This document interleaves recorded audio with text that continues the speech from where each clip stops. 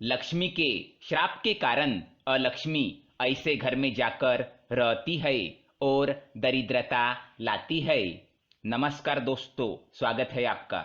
माँ लक्ष्मी की बहन अलक्ष्मी उनसे कहती है कि मैं इन 4 मनुष्यों के घर में जाकर निवास करूंगी।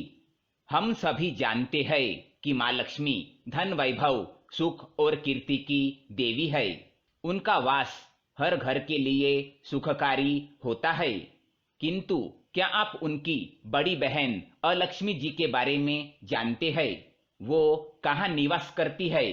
उनके आगमन से क्या होता है? आज हम आपको माता लक्ष्मी जी की बड़ी बहन, जिन्हें ज्येष्ठा भी कहा जाता है, उनके बारे में बताने जा रहे हैं। इसलिए आप इस वीडियो को अंत तक जरूर देखें।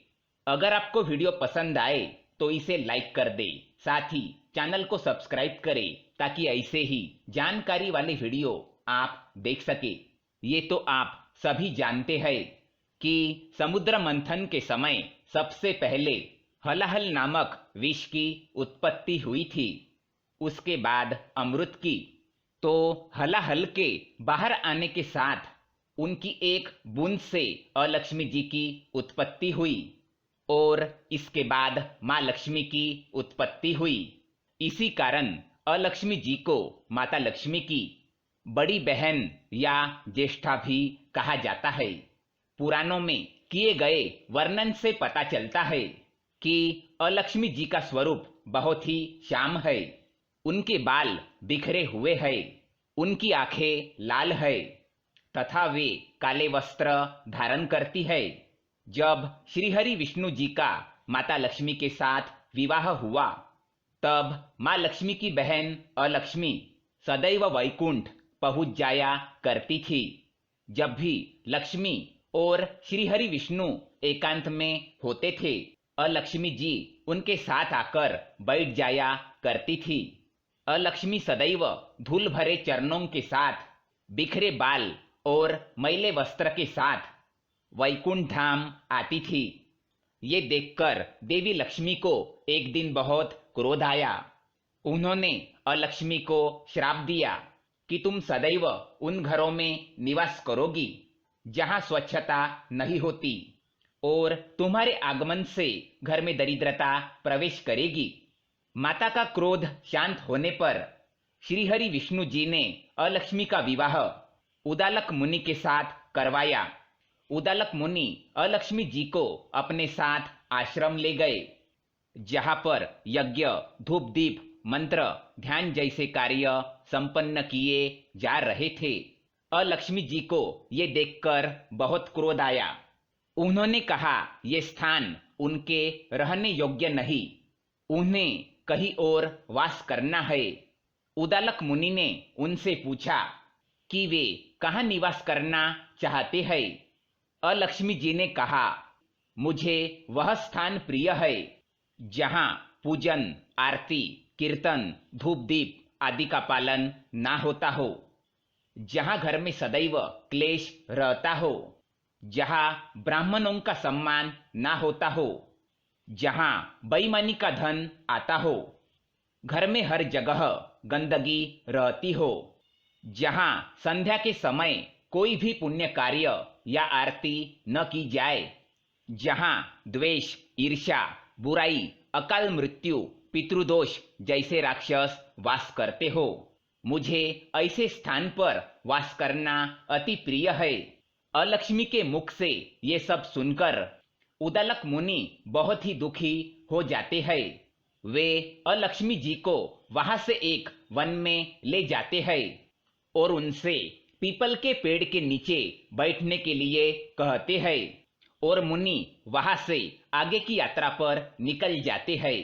अलक्ष्मी जी पीपल के नीचे बैठकर विलाप करने लगती है। उनका विलाप सुनकर श्रीहरि विष्णु उनके सामने प्रकट होते हैं। अलक्ष्मी जी श्रीहरि विष्णु से कहती है कि उनके पति ने उनका त्याग कर दिया है, अब वे कहाँ निवास करेंगी और उनका भोजन का प्रबंध कैसे होगा।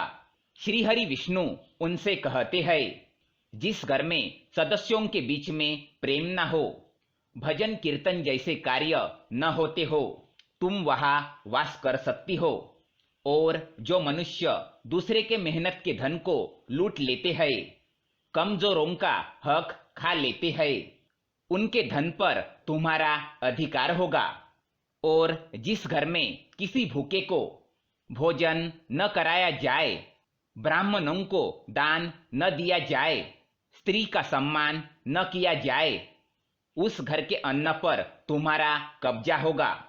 श्रीहरि विष्णु उनसे कहते हैं, पर तुम उन घरों में प्रवेश नहीं कर सकती जहां भक्ति की गंगा बहती हो, जिन घरों में सदैव स्वच्छता, नियम और पुण्य कार्य किए जाते हो, जिन घरों की स्त्रियां सदैव मां अन्नपूर्णा का सम्मान करती हो, जहां ब्राह्मण भूखे और पशुओं सहित सभी को भोजन प्राप्त होता हो, जिन घरों में यज्ञ, कीर्तन, श्रद्धा, सत्संग और प्रेम का निवास हो, उन घरों में तुम्हारा जाना वर्जित होगा।